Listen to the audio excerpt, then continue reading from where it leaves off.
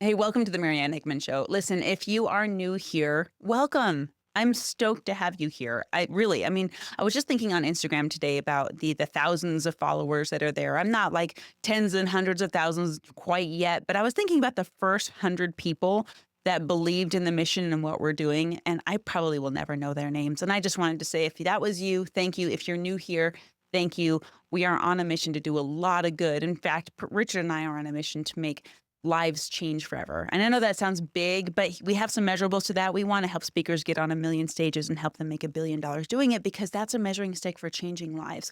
And this podcast is no different. We want this podcast to be one that changes your life for the better. And so we bring on guests that do that. And this week is no different. This week I brought on my friend, Tony Child. Now, he is an amazing banker turned coach.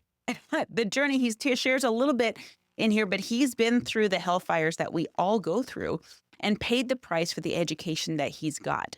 And what he brought to the table today, it literally put me into tears. You know, those moments when you start to question, am I living my purpose? Am I doing what I'm supposed to do? And you feel an upgrade coming? Well, that's what happened on the recording of this show. If you haven't already, give this podcast a sub if it's something that you love. Share it with your friends, share it with those that you love, and I'll see you in the episode. So I was so grateful when our universes collided, because I thought, oh my gosh, here's someone that I know, that I like, who I vibe with, that I can send people to and collaborate with, and this is probably the mother hen in me, but I'm so protective, and I'm sure you are too, about the relationships that you develop with your members and your peers. And I don't want to send people somewhere where they're going to have a poor experience, even though that's totally outside my control. But when we met, I was like, this is someone that I can send my audience to, and someone that I would love to share a stage with, and someone who is taking the mindset and taking very, very good care of it. And you have such a unique way of doing it too.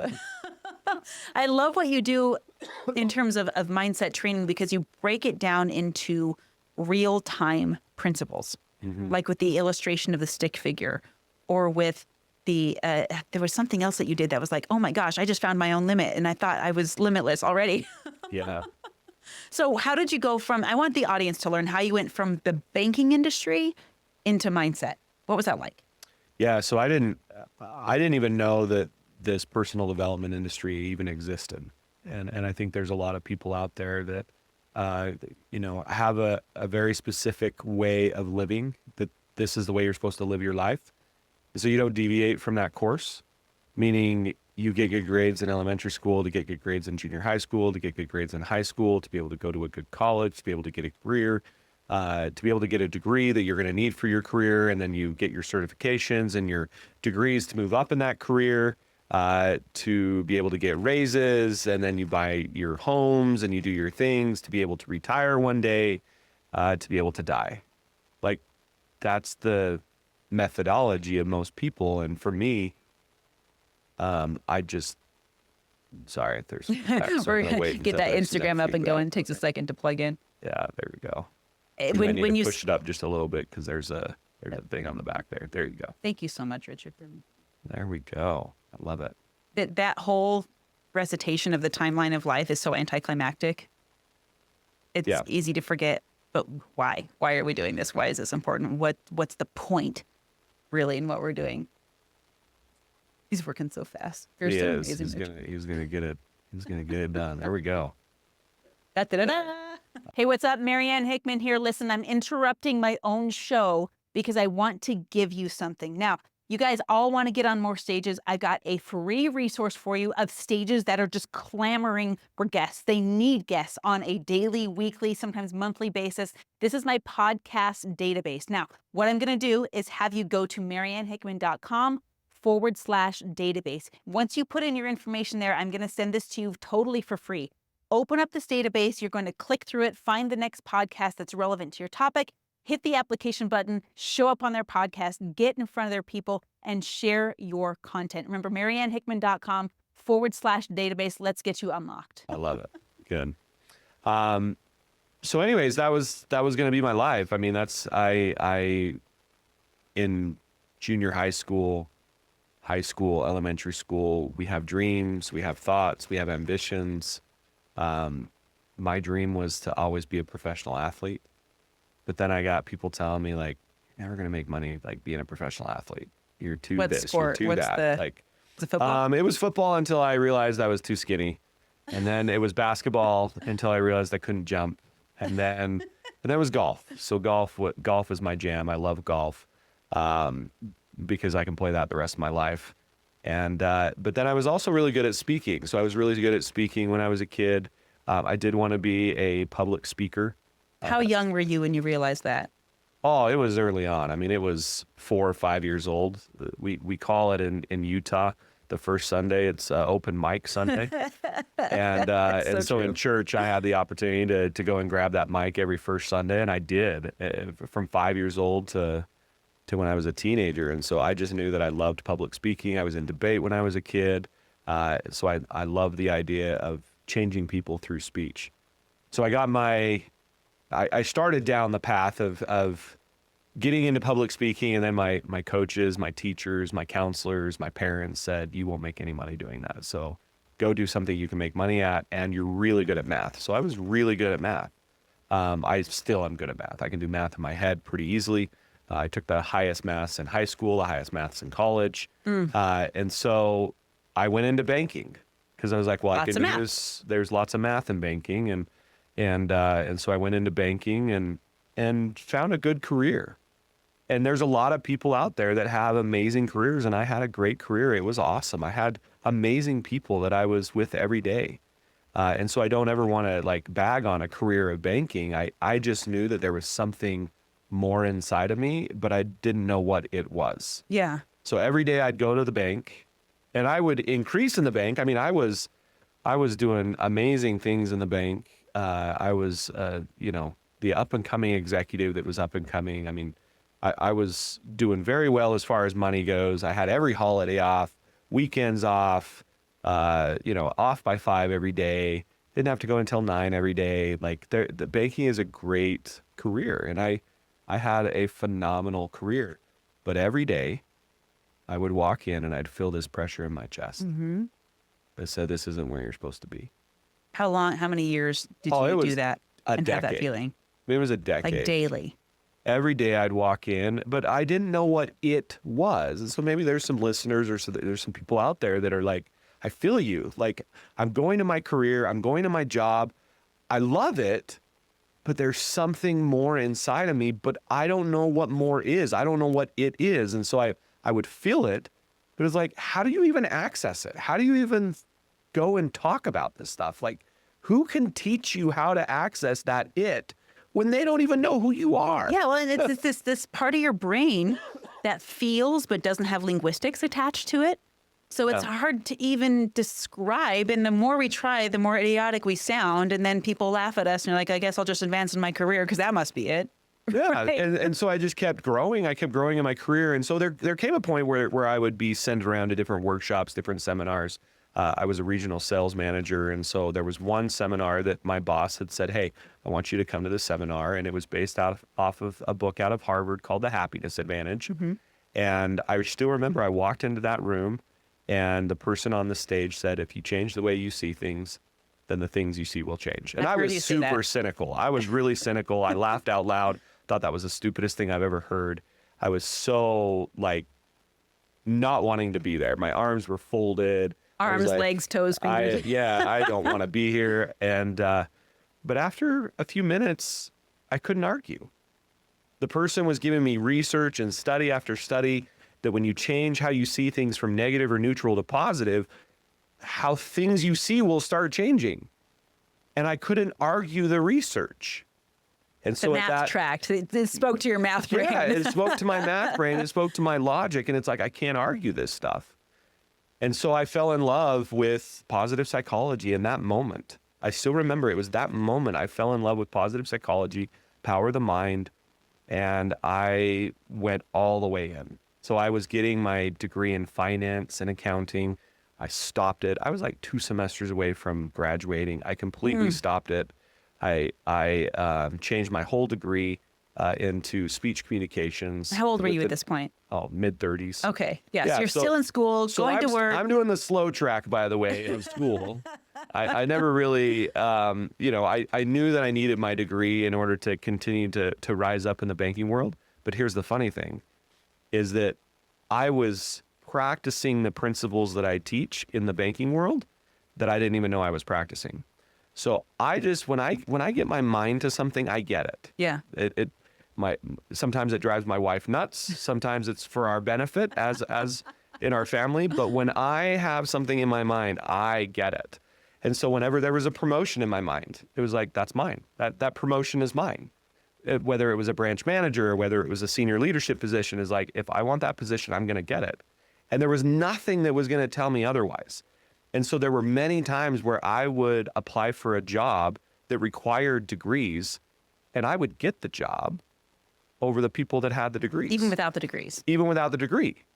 I was hiring people that they were way more qualified than I was for the job that I was hiring for. And did you ever ask yourself why, or was it just so natural? No, You didn't it was even just question natural. It was like, of course I'm going to get this job. Of course I'm going to get it without a degree. Like, why would I? And so I moved up pretty quickly. And then there came a point where it's like, all right, I'm not going to be able to move anymore unless I have my degree. So that's where it's like, what degree am I going to get? So it was a business finance degree is what I thought. But then I totally switched it. And I'm like, okay, if I'm going to go to school, I want to go to school for something that I am passionate about. And I'm passionate about speaking, and I'm passionate about the mind. Those are the two things that I love. And so I got my bachelor's of arts in speech communication with an emphasis in psychology. And at that moment, I started changing everything. So once I got that degree, I started studying with some of the very best in the world regarding mindset and how the mind works. I worked with John Maxwell for a few years, was mentored by his CEO, Mark Cole, for a few years, who's the next John C. Maxwell. I worked side by side with Bob Proctor for several years, flew to Toronto multiple times, was one of his lead consultants in the world, and just fell in love with this industry. So that's how I got in, and I obviously had to quit the bank, and so we can go into that whole story. But I'm now in this industry for the last 12 years, and have built a worldwide company and teach now all over the world, and it's fun. I love it. I've been to your events. They're so entertaining and they're so fun to participate in. And I love the way the audience responds to it. I'm sitting here across from someone who's an expert in so many different fields. And whenever I hear someone saying, I have a degree in psychology, or I understand or study psychology, instantly my gut is like, what am I doing that he's reading that I don't know he's reading? Like, what's my body language saying that I don't know? And I psychoanalyze myself. Yeah, we all do. I'm like, I do this when I watch that show, Lie to Me.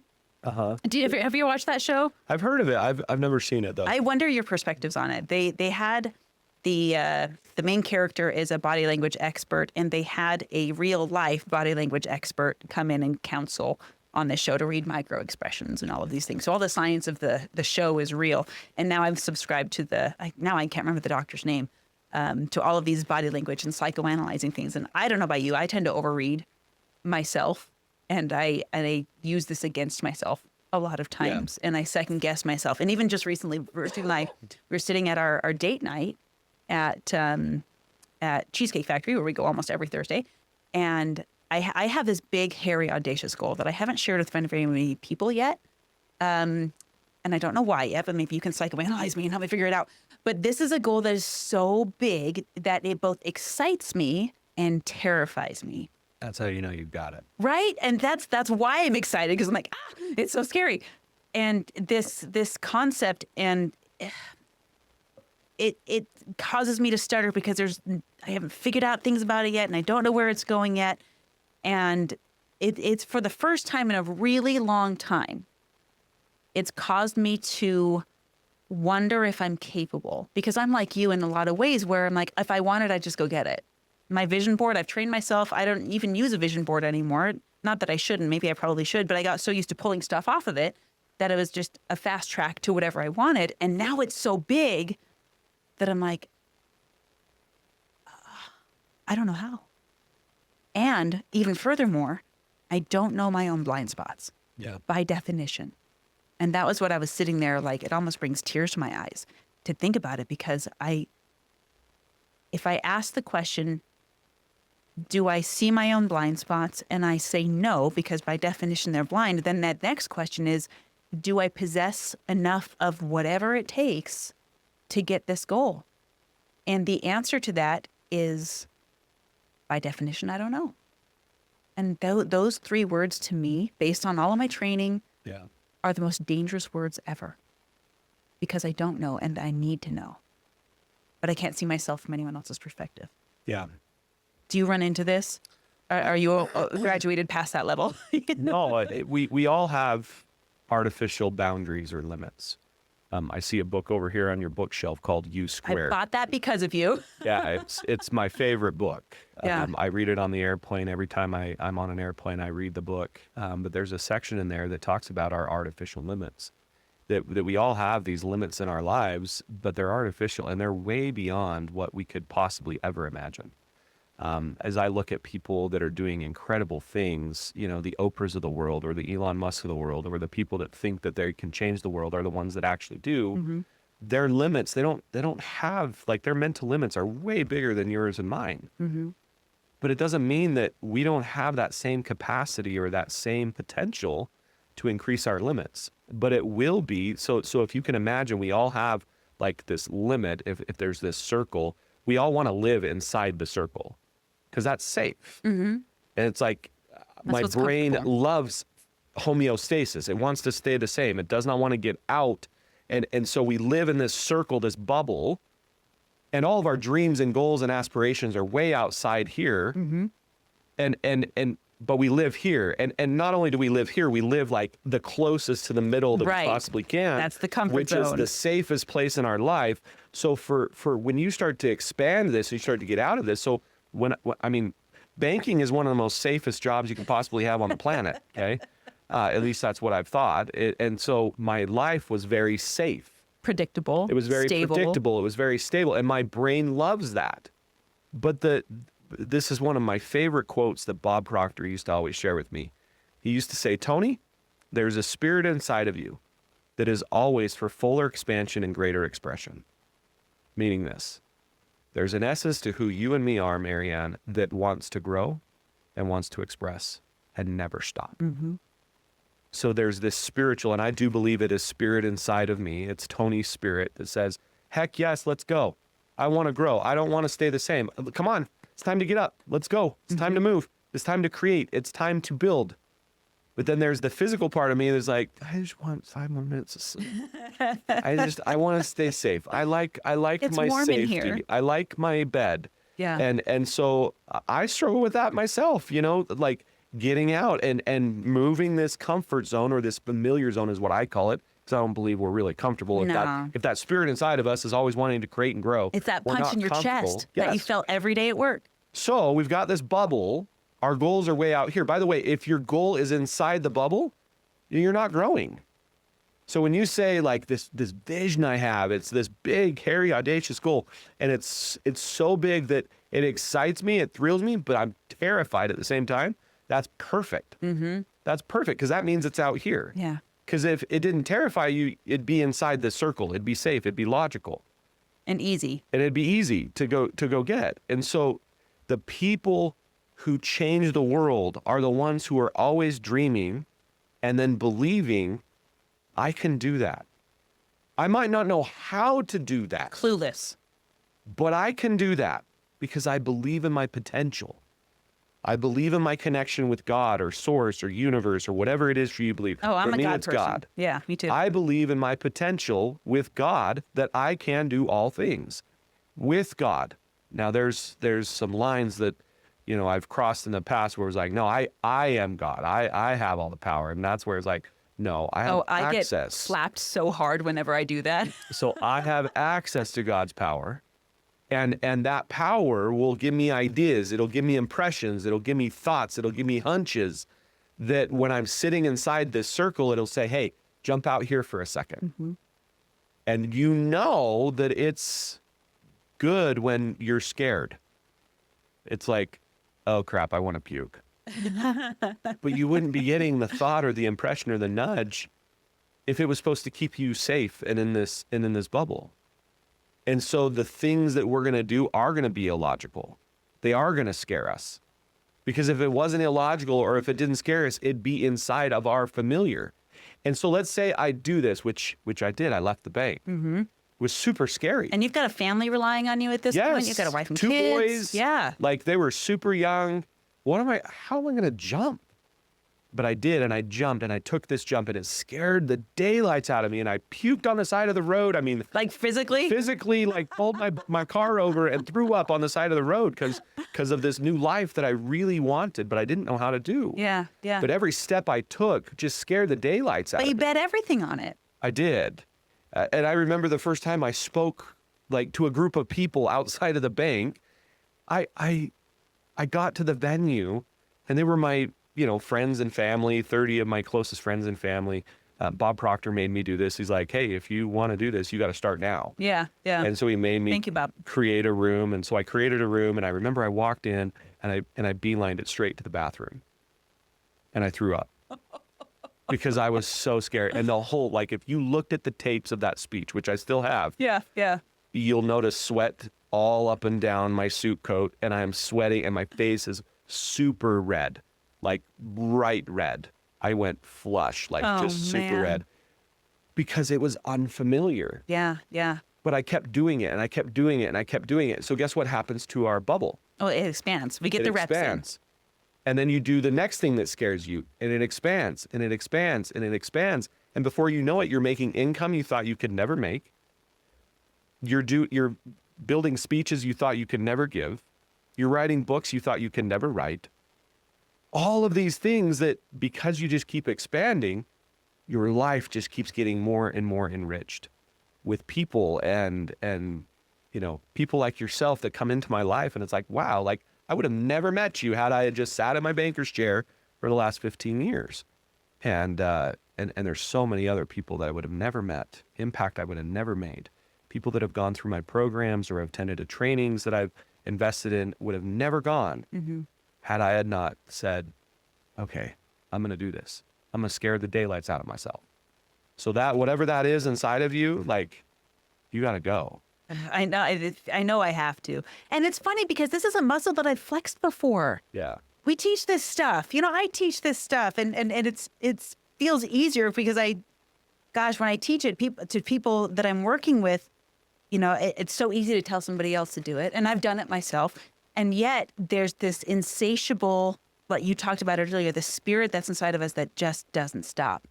It just doesn't stop growing, and it's not supposed to, because if we're not growing, we're decaying, we're dying. By the way, that's a law of the universe. It really is. It is the law of entropy. Yeah. Yes. Without work, we fall apart. Yeah, you're either growing or you're not growing. But you're either growing or decaying, but you're never standing still. Exactly. It's not static. Yeah. It's doing one or the other.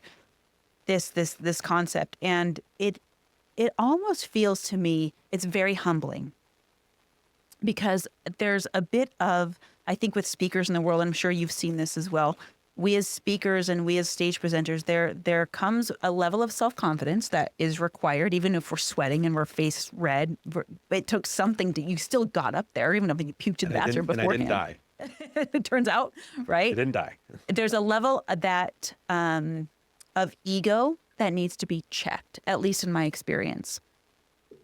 And there's a level of humility that I lacked for a long time, that I needed. And that ego was keeping me from growing because of this perception of I've arrived at this point. Yeah. And I wouldn't allow myself to ask for help for such a long time, because if I did, that meant I was not credible to my audience, right? Yep. Like, oh, you should have this all figured out. You're the one on stage teaching this stuff. So, and this is all in my head, right? They're not saying this, because the more, in fact, I step into humility and asking, actually, it has the opposite effect with the people that are watching.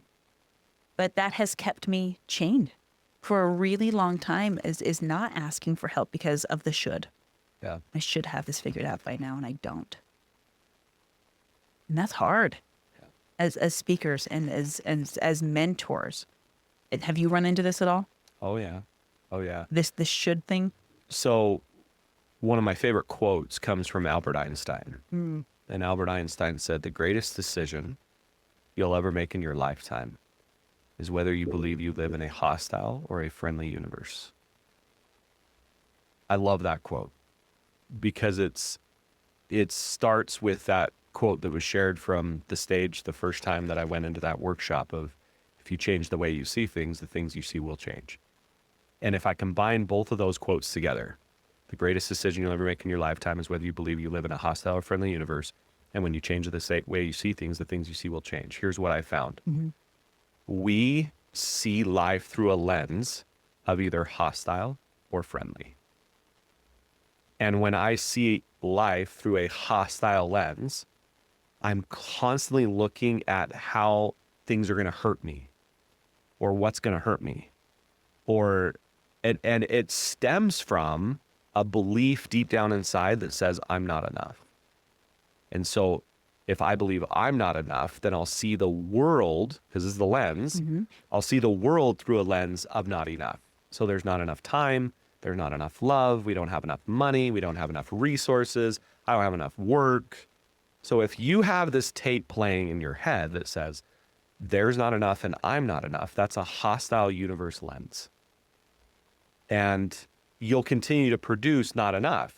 And so what happens is and confidence, by the way, is not on a hostile lens. Arrogance is. Yes. And they're sisters. They're like, But one's hostile, one's friendly. exactly. But Okay, they look so the same through a lot of arrogance lenses.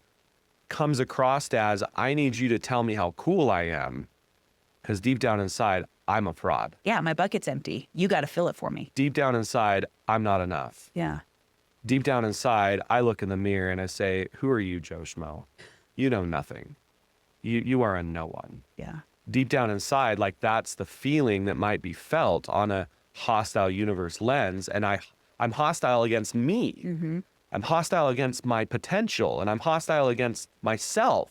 People are not hostile against other people unless and until they are hostile with themselves First. Yeah. first. And so arrogance comes from this idea of not enough. Like, so I have to have the world tell me how awesome I am, because deep down inside, I don't believe it. Yeah. And there's this facade that we put up. And the ego kicks in. Yeah. And the ego says people are going to think that I'm a fraud, or it's going to be confirmed to me, to them, that I'm not enough. So I'm not going to ask for help, because if I ask for help, then that'll actually mean that they know that I'm not enough. Exactly. That's it. And I can't let people know that. Yeah. I'm not enough.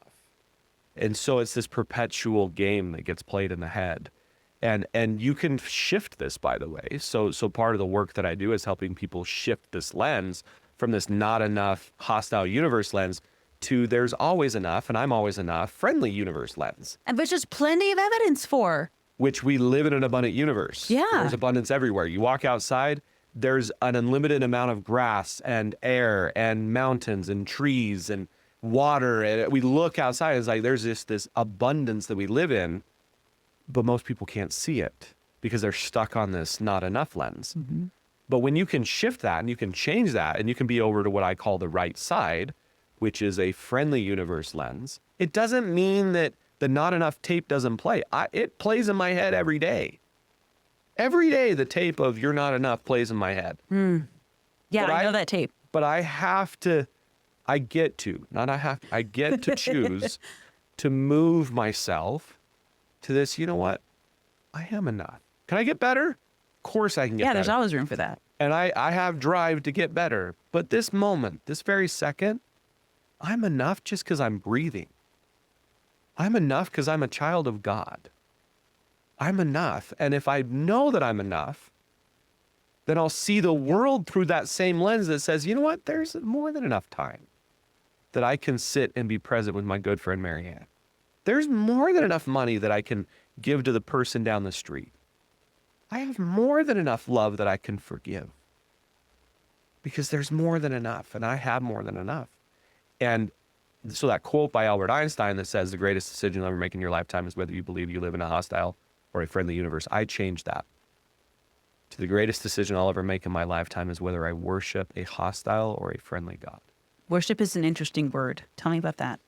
Yeah, so You're paying homage to, in a way. yeah, to pay homage or respect to, and like there's two lenses that people have about God. God's here to try me and test me and trick me and bully me and hurt me. That's a hostile universe lens. That's a hostile God lens. versus God's here to bless me. God's bound by laws. And so if I don't know the laws, or I'm not observant of those laws, then by default, he must give me what I believe. But God, I believe in a friendly God that loves me and wants to help me and cheer me on and wants me to win and wants me to progress and wants me to have all the abundance that's out there, but is bound by laws. And so, just understanding just this one concept. So I'm glad that you brought this up of like, does this happen to you? Like, are you in this? Not, it happens every day. I have tools and processes now that have helped me learn how to get over to, you know what? I'm enough. Even though everyone's screaming at me that I'm not, today, right now, I'm enough. Yeah. And I can believe that for 3 seconds. I can believe that for 3 seconds. It reminds me of when we went and watched Twisters. Have you seen that show? Mm-hmm. I think it was this movie when he said, it's not that we don't fear the tornado, it's just we saddle up and ride the fear. Mm. And that's what I think of when you say that. It's not that the tape doesn't play. It's not that we don't have resistance, because we're meant to. Yeah. That's how we get stronger. It's just we saddle it and we control it and we harness it and we put a bridle on it and say, you're going to follow me. I want to dive into, and this is why I love podcasting so much, because I'm sitting here benefiting from all of this. I get to benefit just from your brain and from your brilliance and learn. And then people get to listen and come with me, which is one of the reasons why we set this whole thing up. But I want to dive into this idea with you of surrender, because I have resisted surrender. And as I psychoanalyze myself, I think the reason that I have resisted surrender, which is a word that Carrie brought up to me recently, Carrie Hill, fantastic lady. And she's really dived into this idea of surrender, which I have resisted because I have not trusted enough. I listened to, thank goodness for Instagram and people that could put out great content on Instagram. I doom scroll some good stuff sometimes. This reel came up recently of a child riding in the car with their parents, and the overarching narration was, motherhood is such a selfless thing because your mom does not benefit when you do well, but she wants you to do well for the sake of you. There's nothing in it for her. There's nothing in it for her if you become everything that you want to be, but she wants that so badly for you. And that moment started to change my lens, carve it out in a different way around this idea of surrender. I resisted surrender because of the unknown. Mm-hmm. Of, I don't know what God has for me. And whenever I test him, he gives me a trial and it sucks. And so I resist this idea of surrender because of the perception of the hostility of the unknown.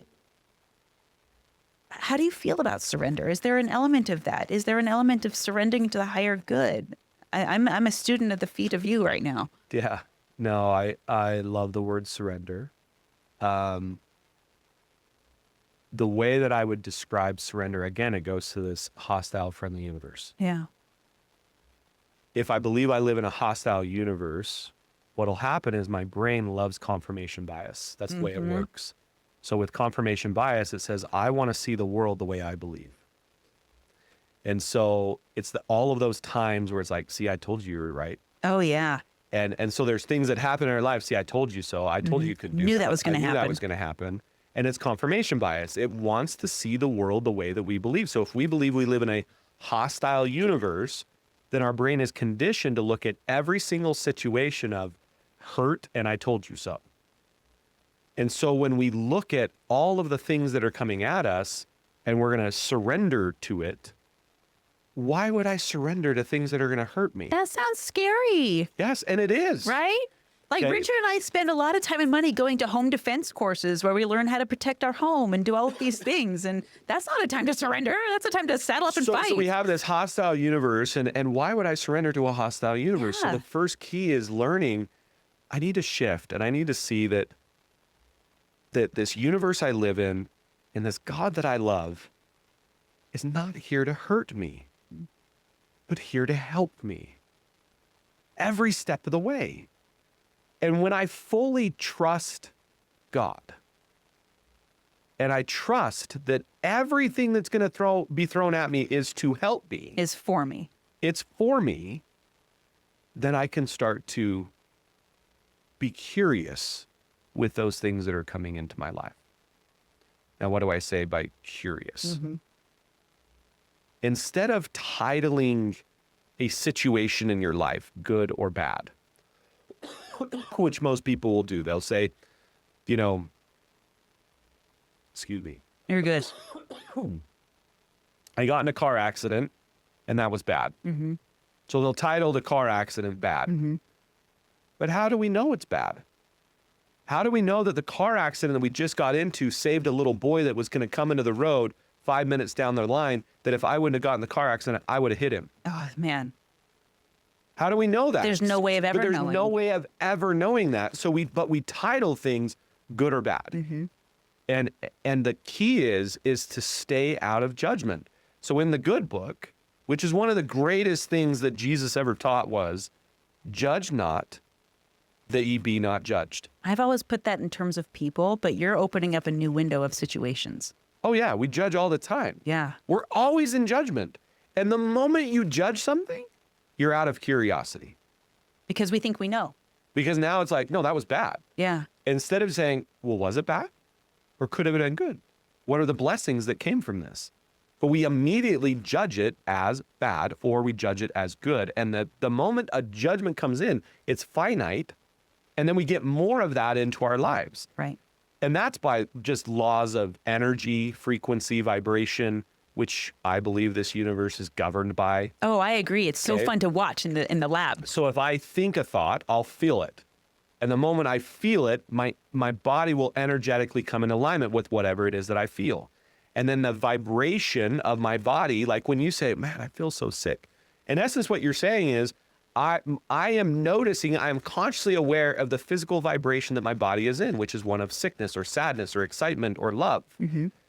It's just the conscious awareness of the vibration of our physical body. And so if I have a judgment that says that was bad, now I have all of the thoughts that come with bad. And I have the self-deprecating feelings that would come with bad. And therefore I get the vibration of bad. And it goes out and it brings me what? More of the same. We need More bad. more badness. Because of confirmation bias and because of 3 laws that I absolutely love, which is the law of the harvest. You'll reap what you sow. That's Western theology. Eastern theology is the law of karma, which says that you get what you put out. And then the last law is Newton's third law of motion, which is for every action, there's an opposite and equal reaction. And that's what I lean into because that's the science, Okay, right? so it doesn't matter though. I don't care if you're Eastern, if you're Buddhist. I don't care if you're Muslim. I don't care if you're Christian. I don't care if you're atheist. It's the same law described 3 different ways, that there's an energy that goes out that's bringing back whatever this is why Jesus says, judge not that you be not judged. Because the moment I make a judgment, I'm calling back in that judgment into my life. It's not a threat. He's just describing the law. He's describing the law. It's not a threat. And so this idea of surrender is God is always for my good. And every situation that comes into my life is here to help me.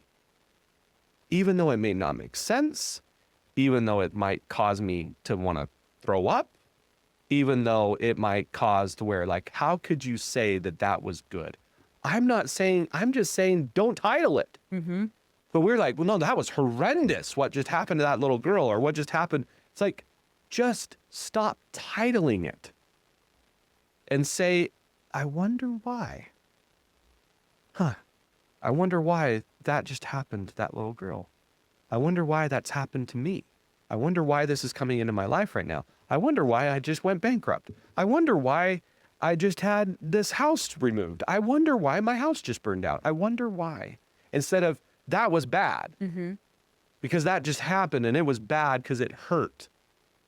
That's the cause of suffering, is our judgments. And so the whole idea of surrender is just to stay in a space of, I wonder why. Do you think that could be taken too far, to being past feeling? To be, let's just say, we're going to label it for a second. The LA fires are very recent. Our brother-in-law is out. I don't think he's back yet, babe. Is Mike back yet from now? I don't think he's back yet. He's a firefighter, and he's got called to California. And there's tragedy that has happened, Yes. right? People have lost their homes. They've lost everything. I don't care how rich or poor you are. When you lose your home, that I'm going to go ahead and label it as horrendous, right? Could be. It could be. And then imagine for a moment that I did label it as horrendous. And then why did a horrendous thing happen? And that exposes us, doesn't it? When we say, but why? And we get curious, I think there's a caution of which lens are you going to view the answer through? Yep. Because if we're going to view the answer from a hostile lens, as you say, well, then whatever answer we are vibrationally attuned to receiving will just succumb to the confirmation bias. Yes. So how do we ask why without the label Now, or the we're bias? human. Like, I'm not Jesus. Okay, I'm not Buddha. Wait, what? I'm not Muhammad. I haven't achieved a level of consciousness or a level of enlightenment to like, I want to become like Jesus, but I'm not Jesus. And so because of that, I am human. Yeah. And I will wake up on the left side and I will have judgments and I will get into, that was horrendous and I can't believe that that happened. My point is, it just happened. And if I live in this hostile universe and I call it horrendous, then it will destroy my week, my month, or my year. Or your life, if you let that go on long Or enough. my life, if I let it go on. Or if I can just stay in a space of, okay, it happened. And I can feel, and I want to feel. We're human. Feel the sadness. Feel the anger. Feel the outrage. But don't let it control you. Yeah. Don't let it destroy you. Just feel it and then say, okay, I wonder why this happened to me right now. I wonder why my house was involved. Or I wonder why my neighbor's house was involved, but mine was not. Yeah. I'm fine and my neighbor's not. Like, if we just stay in the space of curiosity and we believe that, like, we live in this beautiful, abundant, friendly universe, I believe, this is believe according to Tony. Okay? Tony chapter 1, verse 3. There's a law of sacrifice. And the law of sacrifice, according to Tony Child, is anytime something in my life is removed, it is always for something more or better. I believe this too. Every It's time. hard to live in sometimes. It is. Because when it's removed, it's like, no, I attached myself to that. So Yeah. I have all the feelings of being attached to that house or those things or that person or that ideal or that circumstance. And when it's removed, it's hard because of my attachment to There's a loss. There's a loss to that. That's Yeah. why Dr. Wayne Dyer, he said, I'm attached to nothing and I'm open to everything. Mm-hmm. Because it's the attachment to things that causes suffering. But when we can just say unattached to, okay, it happened. Now what?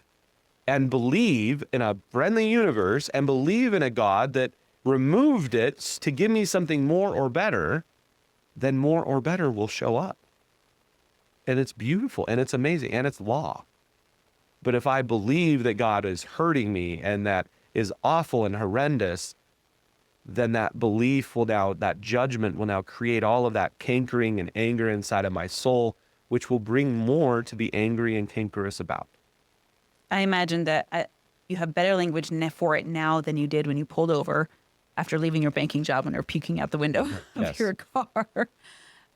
I want to visit that moment and the feedback that you got from your family, the feedback that you got from your kids of leaping into the unknown. I imagine it was something like leaving a very secure income behind. I imagine that it was probably some tough conversations with your wife that went down. I don't know if she was supportive and said, yes, let's go for it, or...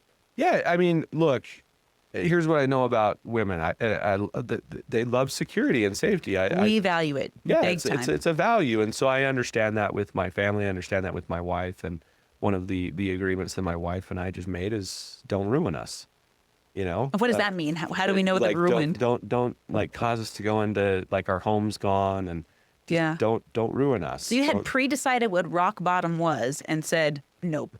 Well, there was a money figure that I had to go out and earn, that I Yeah. had to go out and have in our bank account to make sure that was that cushion that would be there. Yeah.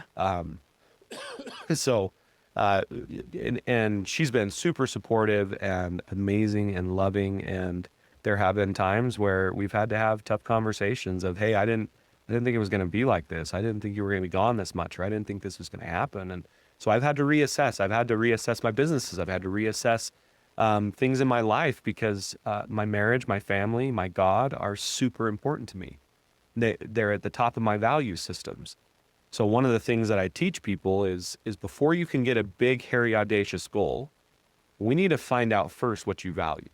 This is where the sacrifice comes in. Because if you're going to go and sacrifice everything that you value in your life, you're going to be miserable going after this big, hairy, audacious goal. And so I had to go through the refiner's fire myself to determine that God and family are first in my life. And so I don't book a whole lot of stuff in the evenings because I want to be home with my family at the dinner table. I don't travel on weekends very much because I want to be at my son's hockey games and football games and basketball games. I don't do anything on Friday afternoons because I want to go on a date night with my wife and my family. Like, these things matter. I don't do anything on Sundays because that's my day to worship my God. And so these things are important to me. So I built my whole business around that. Now, if it means that I've got to sacrifice money, I will sacrifice money for my values, for the things that I put very first in my life. And so my wife and I have great conversations and there's still some things that we've got to continue to refine and work on for our family so that my boys continue to know that Dad's there and loves them and I'm not an absentee. Tell me about the fire. Can I lean into that? Yeah. You said a hot refiner's fire. I want to know about that fire. What was that like? What was going on? Yeah. So, in this personal professional development space, there are fine lines that you can cross. And if not careful, it can destroy your faith or your family. And so for me, about 8 years ago, I crossed those lines. One of the beliefs that can come into this kind of new age movement is, I am God, you are God, God is in everything, God is me, God is you, God is in that table and then water, God is in everything, and we are God. And I started down that path of like, okay, could I be God? Could God be in me and God be in you and God be in everything? Which doesn't sound like a bad thing when you say it. It doesn't. It's like it's a until divine you thing. start to take the glory away from God. Mm-hmm. It says, no, I create my life. I create my life. I understand these powers of these universe. It's my power. I have the power to manifest it in my life. I have the power. I have the potential, the capacity. It's my power. And that's a subtleness. And It's I'm such just a speaking fine for line. me. I am just speaking for me. Some people may be able to play with this. I was not able to play with it. And there came a moment in time where my faith, my richness, my foundation, I had in essence put on this altar of sacrifice to say, hey, I want to know what truth is. And for me, being willing, and I put everything on that altar. I mean, I wanted to be a Tibetan monk. Literally, I just wanted to be a monk for the rest of my life. I can't lie. Part of that sounds really appealing. Yeah. Sounds really peaceful. But what that would quiet. mean is that I would not have a family. Right. You have to abandon that. And so I was willing to abandon the two things because I had never pre-identified what are the values that I'm never going to compromise. In myself, in my life, I had never gone to my faith and my family like those are my non-negotiables. I had never come to that spot where it's like, I'm never going to sacrifice those two things. Now, because of that experience, my faith and my family are way more secure than they ever have been. But they had to be so tested. I wouldn't go back and change what's happened in my life because it's brought me to a relationship with my Savior, Jesus Christ, that I would have never had I had not put that relationship on that altar. Because today, like, I do believe in a God and in my Savior, Jesus Christ. And I do believe that there is a line you can cross. And I get to use the power of God, but it is not mine. It is His. And glory to Him. And all the things that I'm building, I am co-creating with my God. But I would have never been able to get to that point had I not gone through my refiner's fire of in essence, almost losing it all. And because of that, my relationship with my boys and my wife are getting better and better. They're not where I want them to be, but I'm never, this idea of a monk is not in my brain anymore. Although it sounds appealing at times, my love for my family, for my wife and my boys, far outreaches my desire for being a monk. But I had to rediscover those two things. And I had to recommit to those two things. And I had to go through hell to do it. Man, I want to know what that was like, but that as much as you're willing to share, because I think we all have our own crucible. I think we all have our own version of hell, and say, okay, God, I learned my lesson. That was hot enough. I don't want to do that again. Yeah. And this divine gift of choice that we have, the thing that chooses hostile versus friendly, the same choice that chooses the lens that we look through, the same choice that decides what a circumstance means, is the same choice that says, okay, listen, this was hot enough, and I know you're trying to teach me something, and I want to learn it with the cheapest tuition possible, please. Yeah. But I know that I have to keep paying tuition until I learn the lesson. Because if I learn the wrong lesson, then I have to retake the class.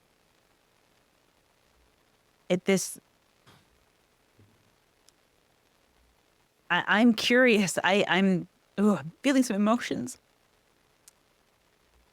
Because, like all people, I want so desperately to succeed. And I have a picture of what that looks like. But in this concept of surrender, I have to take this picture that I painted and say, God, what do you think? Do you have a bigger picture for me? And what am I willing to sacrifice to do what you want? And I can only ask that question. Oh. Trust that what he wants is better. But here's what I found, Marianne. Thank you for sharing that. And I just took a cough drop, so hopefully I'm not coughing more. Here's what I know. Now, after having gone through my refiner's fire, having come to the spot that I'm in now, God wants what's absolutely best for me. Always. It is always for more and greater. Always. It is never to punch me or get me down. It is to always build something bigger. Mm-hmm. Now, sometimes something needs to be taken down to build something bigger. Yep. And for me, I felt that I had to be stripped down to build something more, to build something bigger, to build something more empathetic, to build something more loving. I mean, I see people now through a lens that I never would have seen them through. I've seen your lens. It's beautiful. I love the way you interface with people. So there's no judgment. Yeah. I have no judgment with people. Wherever they're at in their faith journey with God, it doesn't matter to me. My job is to love them, not judge them. Yeah. Because I felt the other end of that, of being constantly judged for my faith journey with God. It's between me and him. And I'm grateful and I'm blessed for where I'm at today. But my point in sharing all of this is that God wants what's absolutely very best for us. So I've developed what's called the 5 W's to God's will. Mm-hmm. And I'll share 3 of them. The other 2 are pretty controversial, so I'm not going to go into those. Ooh, those are the juicy ones. Those are the juicy ones, right? But the first 3, it makes perfect sense. And so I've studied God's will for 7 years. Because people will blame God. Like, you'll hear people say, well, God willing. Oh, yeah, and I've kind of got willing. a tummy ache when I hear that. Yeah, God willing, I'll get it. It's That like, just tells me that we're out of alignment. well, what that says is that God is in charge of my life, that I am completely choiceless. Yes, and that's the danger. Completely agentless here. I have no choice in the matter. God willing, I'll get it means I have no choice. Okay? Or must not have been God's will. Like when I don't get something, when something doesn't happen, must not have been God's will. And so we blame God in our lives when things happen or don't happen, instead of taking accountability ourselves. Saying, what if I'm in this co-creative relationship with God, and that my will can be his will, and his will can be my will, and we can work together. Mm-hmm. Now, he's always for more and always for greater in my life, always. I'm the one that usually throttles back down, not God. Yeah, he doesn't have limits. We do. We have the limits. He wants us to be limitless. He wants us to go after 10x in our lives. He wants us to live in abundance. It's us that says, no, no, no, no, no. I am only worth. I can only do. I can only have. So the first W to God's will is what? And it's what do you want? What desirest thou is something I hear in the scriptures all the time. What desirest thou? What do you want? Like, and God truly wants to know what we want. Without without an agenda. He without asks an agenda agendaless. and without limits. So this big, hairy, audacious goal, God wants to know, what is that? What do you want to create with me? I will co-create a beautiful life with you, but God wants you to determine the what's. That's because he gave us the choice. And we sit here and we're like, no, no, no, no, no. I got to guess at God's what's. It's like the IRS. So I have to guess at my taxes. I got to guess at my taxes. I got to guess at God's will. And I'm going to sit here and guess and guess and guess. And if it doesn't work, then I'm going to blame God. If it does work, I'm going to blame God. So either way, like, I'm going to just not take any responsibility for my life. When God is saying, no, you get to choose the what's of your life. And by the way, this is going to sound really callous. God doesn't care about the what's. I want $1 million. Awesome. I want to have my home paid off. Fantastic. He's like, that's it? I want to own an island in Africa. That's great. The second W is way more important than the first W. And this is the one that God cares about, way more than the first W. And that is, why do you want that? Okay, God does not care about what you want. You can want the new home or the $1 million in your bank account or freedom or first class, 5-star, doesn't matter. God wants you to have those things. What he's saying is, why do you want that? And if it's this left side egocentric, I got to have it to because I don't feel this inside, that's the wrong why. And that why will destroy. God's not going to not give you what you want. It's just going to use it, and it actually destroys people. Yeah, I've seen it. I've seen the reverse effect, that you accomplish it and you achieve it and then it's gone. So the why is super simple. And for me, the why as a Christian is this thing that I want, is it going to cause people to believe in Christ? And am I going to be able to do good with it? As long as those two things are there, I know it's of God. I know it's good. Is this going to cause people to believe in Christ? And is it good? Is it going to be good? Is it going to do good? Is it going to be a powerful impact in the lives of others? If those two answers are yes, I'm in. And I know God's got my back at that point. Now, here's where we get totally messed up. Here's what I want. Here's why I want it, which is good. And then the third W is the way.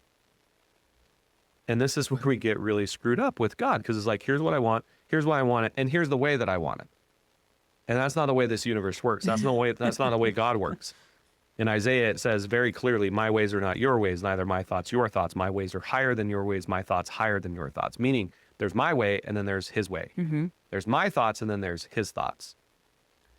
So the biggest key about ego and surrender and all of these things is to get clear on what you want, have a beautiful why behind it, and then get out of your own way. Get out of the way. And that's where I find I struggle the most, because I don't know where I'm in my way yet. Yeah. And that's the learning And process. there's limits, that's the whole thing. and there's dialogue, and there's a bunch of things that we get in our own way, where God's like, hey, I could give this to you, but you think it's your way. So you try your way, and you keep trying your way. And when you're done with your way, I'll try it my way. And his way, by the way, will be illogical and scare you. My 2-year-old does that with us all the time. I feel like such a 2-year-old when I insist on my way, you know? Yeah. The way he wears his pajamas with one sleeve out, it's not going to be the way I'm that way. So there's our way of doing business, or there's a higher way of doing business. There's your way of building your podcast, or there's a higher way that could get to billions of people. There's your way of building your speaking trainings and your speaking coaching, or there's a higher way. And it's consistently tapping into, I have no idea. I don't know what I'm doing. Teach me. Getting yourself quiet enough. And so every morning I'll get into my office and I'll write down 3 intuitive actions I'm going to take this day. And they're not things that are like your normal, we'll go to the grocery store or call 10 people, or I will quiet my mind and I'll say, all right, God, what's something you want me to do today that is way out in left field? and I'll get a thought. Call so-and-so. I haven't talked to them in 20 years. Why would I call them? Call them. Write a letter, a handwritten letter to this person. Why would I write it? I could just text them. Write a hand letter. Like, so there's these weird ideas that you'll get that it's like, why would I do that? And it's those little ideas that are illogical, don't make any sense, that is the higher way. It's the easier way. When you're arguing with yourself, that's how you know it's the easier way, because you wouldn't be arguing with it. Yeah. It's like, why would I do that? I haven't talked to that person in 20 years. Go talk to them. Yeah. It's that name and principle, right? Yeah. Go wash in the dirty river. Yes. Why should I do that? I'm big and powerful and a king. I don't want to do that. That's it. Why would I go into the dirtiest river on the planet and to dunk myself 7 times? Why would I do that? That's the way. Doesn't make sense. It is dirty. Like, we have to look at the way as like, that makes no sense. I mean, you look at any miracle in the Bible, any of them, none of them made sense. Because None of them. we imposed our way on it. So if I'm looking for miracles in my life, I have to understand none of them are going to make sense to me logically. When do I get to know the 2 other W's? We'll talk. Okay. About it. I can tell you them. I'm just not going to dive into them. So the 4th W is when, and the 5th W is who. And so those are the 2 that I dive into. Okay. We're going to have to jam on those. Yeah, we'll jam on those. Okay. I know that I have been blessed by you being on the show today. And maybe that's a selfish agenda, but I'm also sharing it with other people. So I hope that you've been blessed as you've been listening as well. And if you're here with us live on Instagram, I hope you've been blessed. And I want everyone, you're such a valuable relationship to me and a secret treasure, not secret, just a treasure that I hold in my heart. The way you do life and the way you do business is something that I want to share with the people that I love. So this is why I wanted to have you on the show today, so that I can do it as powerfully as I know how, and then let God take care of the rest, right? Yeah. I hope maybe we can do a part 2.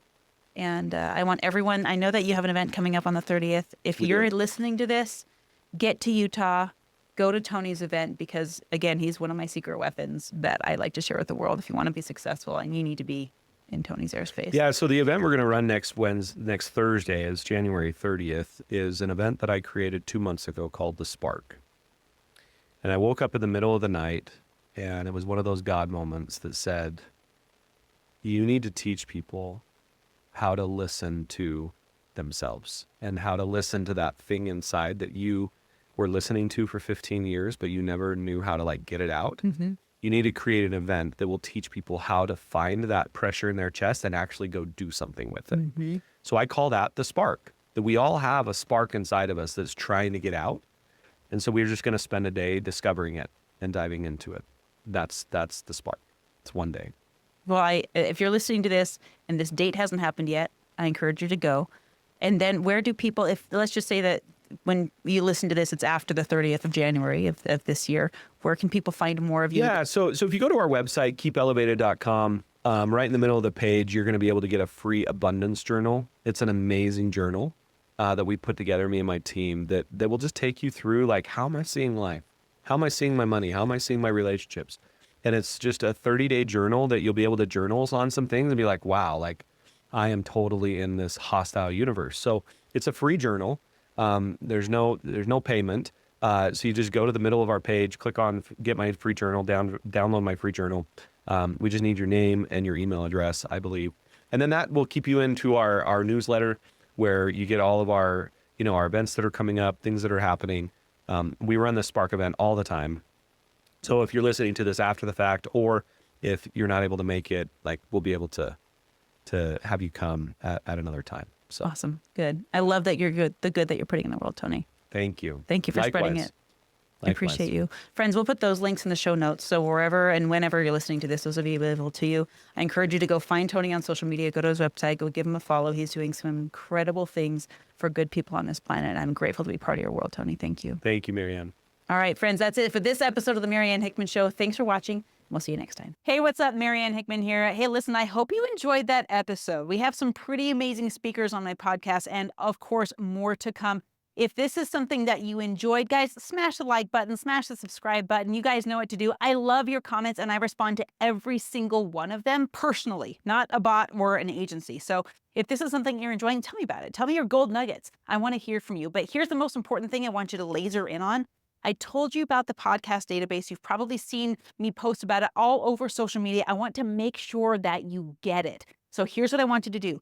Go to mariannehickman.com/database. Once you put all of your information in there, I'm going to send you the document. You request access to it. Boom, it's unlocked. Once you're in there, my rule of thumb is to apply to 10 podcasts a month. It's very digestible. It's very easy to do. And the database gets updated twice a week. So I want you constantly checking back in there for the next podcast that fits your audience. Thank you for being here. Much love to you, and we'll see you in the next episode.